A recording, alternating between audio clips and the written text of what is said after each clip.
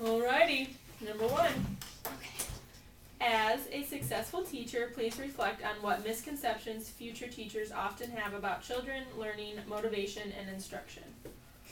Some of the things that I had were, some teachers might think that children have prior knowledge of the topic, so they would start their lesson plans assuming that children know things, which they might not. They would assume that all the students are interested in the topic, or you'd think that they all would, and maybe they're not.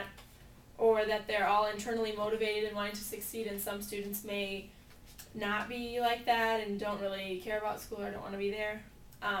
And teachers also might think that all the students would be on the same developmental level, but all students are not that, and they could be at all different levels. So.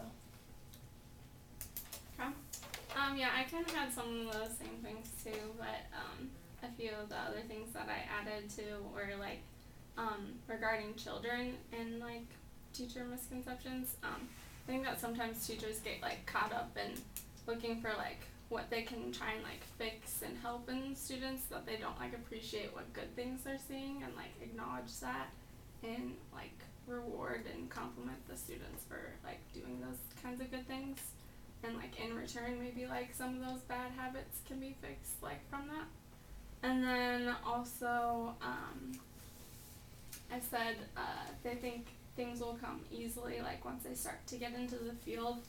And then once they like start experiencing like the situations for themselves, they kind of decide, you know, like, well, this is a lot more of a challenge than what I thought. And I know a lot of people know that like for first year teachers, like nationally only, or actually about 22% of new teachers like leave the profession in the first 3 years. And I got that from readingrockets.org. And they kind of had like a lot of tips about like helping teachers who are in their first year and like what kind of things they'll see, so that just that they're prepared for that. And I think like courses like this kind of like gave me like an experience to like what I'm gonna see too, just being like in the classroom and seeing those things firsthand. So that kind of helped a lot. And then yeah, that's about it. Alright, I think that a lot of future teachers think that there's a lot of lazy and unmotivated students. And for instruction, I think a lot of the future teachers that just think they're just lecture based and that's all they do, and like they don't make it fun and exciting.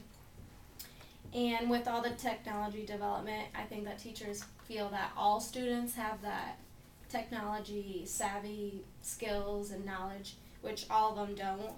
And then like Carly said, that all students learn the same and are at the same developmental level, and they're not. Alright, snowballing off that, one thing to make sure to do is not to fall into stereotypes with students. As a teacher, it's easy to think a kid who has a low grade is just lazy or doesn't want to do the work, when really the problem might be you as the teacher. So recognizing when what you're doing doesn't help someone, like as your student, it can be difficult to see, but it's important.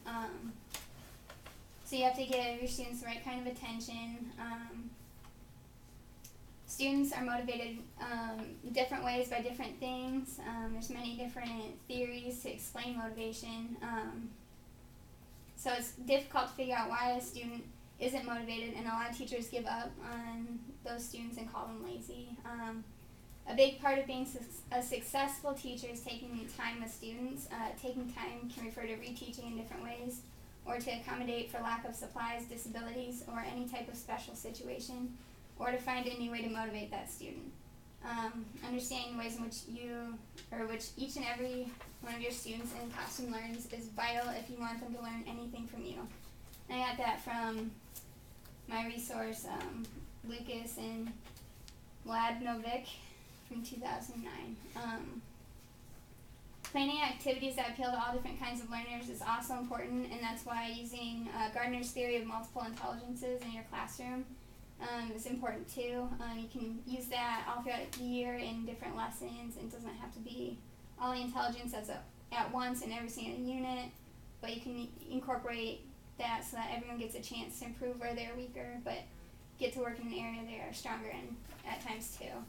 And that's from an article by Nelson. So yeah, there's a lot of misconceptions that teachers can fall into, and then it's just recognizing those and not falling into stereotypes. Alrighty,